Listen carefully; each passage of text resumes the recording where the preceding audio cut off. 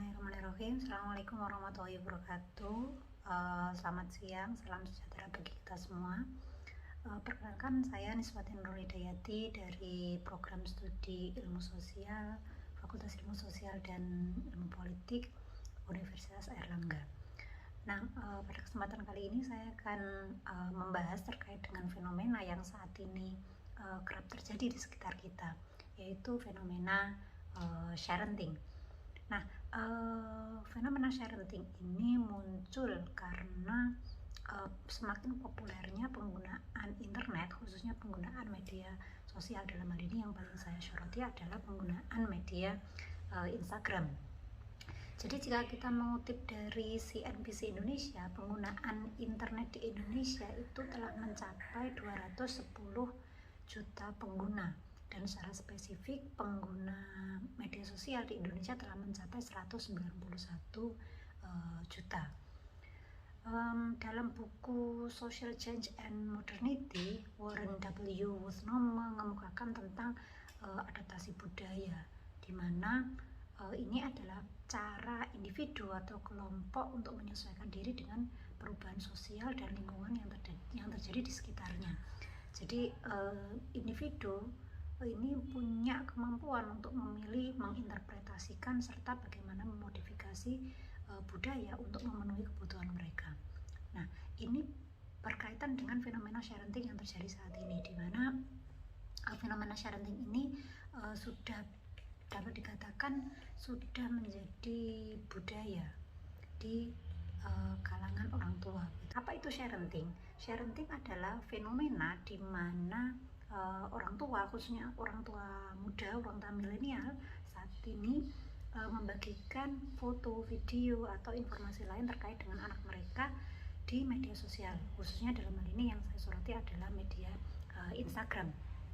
Nah, fenomena sharenting ini terjadi sejalan dengan maraknya penggunaan internet, khususnya penggunaan media sosial. Fenomena sharenting erat kaitannya dengan transformasi sosial ekonomi yang terjadi saat ini.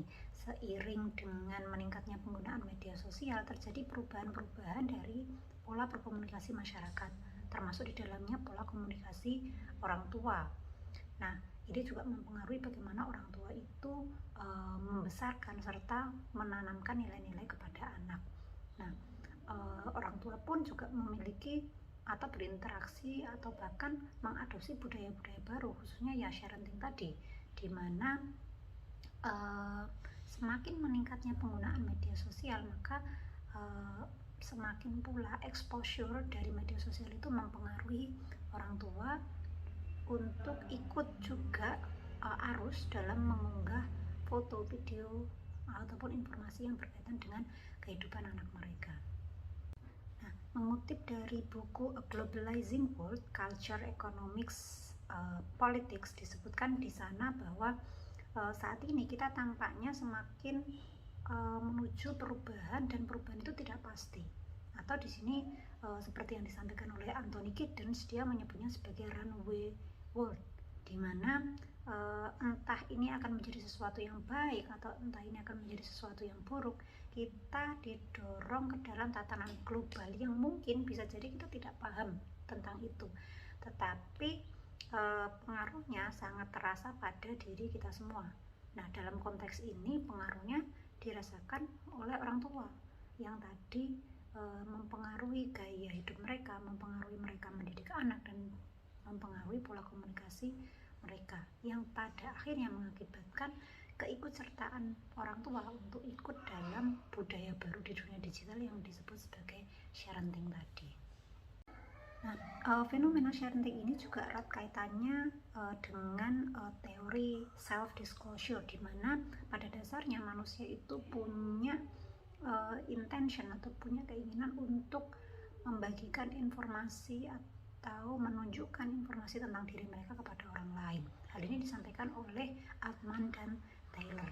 Jadi, namun ya, di sini yang ingin saya sampaikan adalah bahwa self disclosure ini pun yang dilakukan oleh para orang tua tidak semata-mata bisa jadi tidak semata-mata sebenarnya dari diri mereka sendiri, tetapi mereka mendapatkan pengaruh dari orang-orang atau mungkin public figure yang mereka follow di Instagram atau di media sosial lainnya, sehingga mereka terpengaruh untuk ikut serta gaya hidup semacam itu.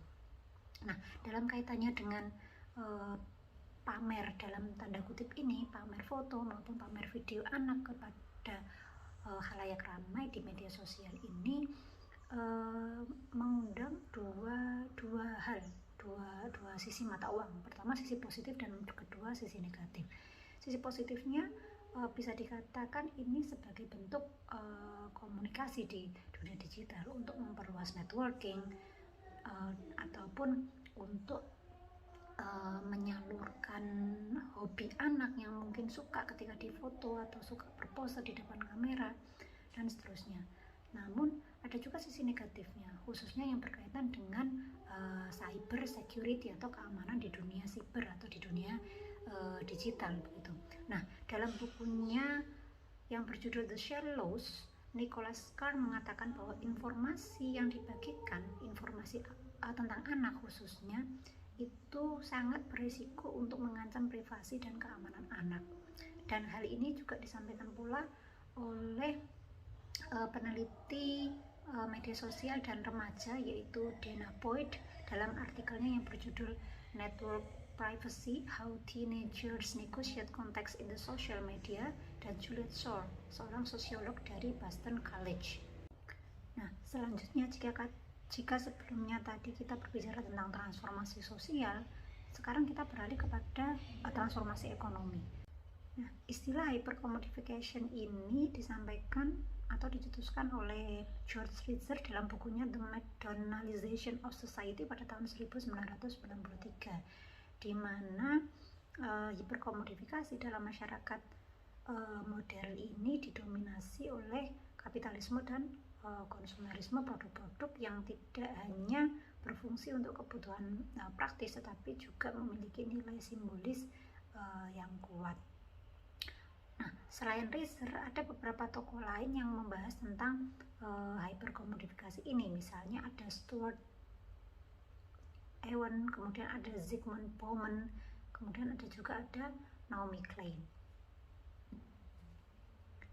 Nah, dari sini kita bisa menyimpulkan bahwa ada sisi positif dan sisi negatif dari adanya fenomena sharenting ini. Misalnya dari sisi positifnya,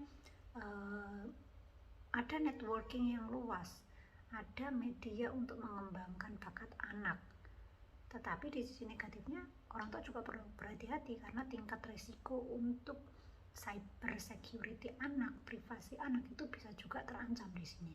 Dari apa yang saya sampaikan tadi, ada beberapa kata kunci yang dari apa yang saya paparkan tadi, misalnya sharenting, kemudian transformasi sosial ekonomi, mikro selebriti anak, sosial media, juga komodifikasi. Saya kira itu. Terima kasih sudah menonton. Saya akhiri. Assalamualaikum warahmatullahi wabarakatuh.